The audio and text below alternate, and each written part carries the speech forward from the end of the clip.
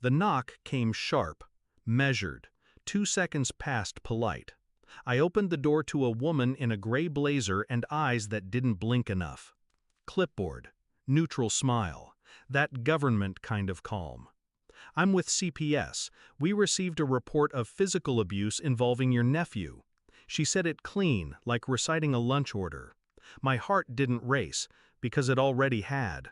An hour earlier, my wife's sister stood in our living room holding her child like a prop, her voice shaking with performance. "He said Uncle hit him," she whispered. I looked at the boy, 4 years old. No bruises, no fear, no truth in his eyes. Just silence. My wife didn't look at me, didn't ask, didn't need to. "You've always had a temper," she said. I didn't speak, didn't argue, because something in her tone told me she'd been waiting to say that. It wasn't the accusation that shattered me, it was how easily they believed it. One lie, one sentence from a woman who once borrowed money she never returned, who forgot her son's birthday party, who'd once drunkenly cornered me in our garage and laughed like it meant nothing. But none of that mattered now. She had my wife's trust. Her mother stepped in the next day, stern voice, pursed lips. "You need to move out, for peace, for the child. Peace." As if I'd brought war into this house. I sat at the table and listened like a guest at my own trial. My wife wouldn't meet my eyes. She held her mother's hand. I nodded. But I didn't pack. Because the moment she repeated the word temper, I knew this wasn't about the child. This was about something else. Something that had festered too long behind closed conversations and fake smiles. And I wasn't going anywhere. The house had cameras. They forgot that part.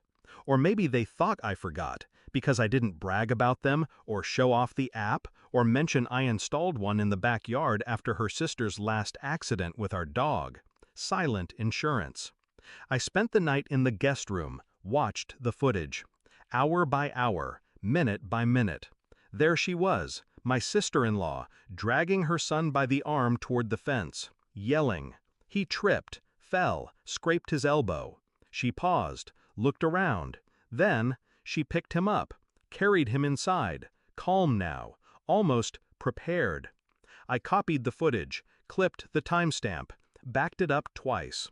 Then I waited. When the CPS investigator returned the next day with her pen poised and expression neutral, I didn't argue. I handed her a flash drive. "I assume you'll want to see this," I said. No emotion, just information.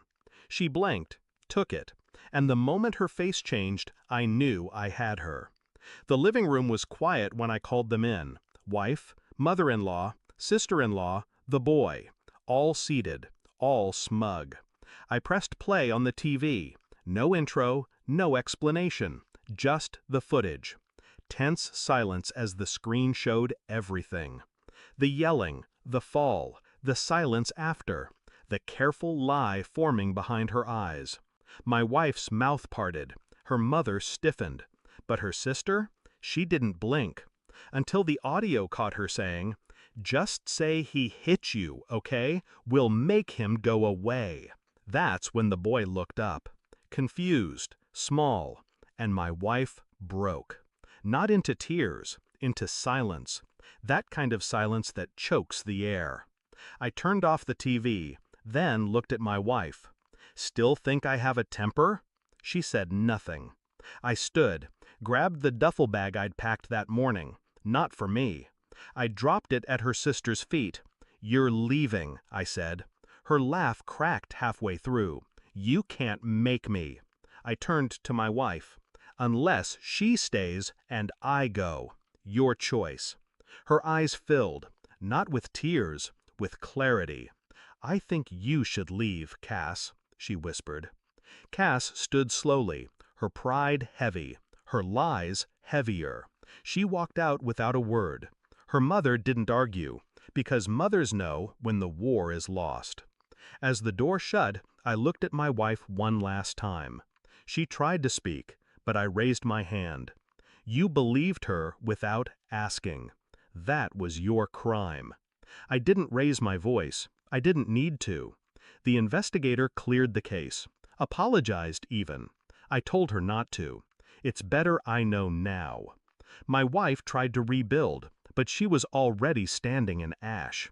I stayed. Not because I forgave her, because sometimes leaving isn't justice. Living with the truth is.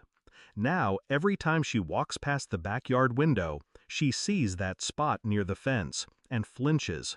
She doesn't know I left the camera running. You don't have to hit someone to leave a scar.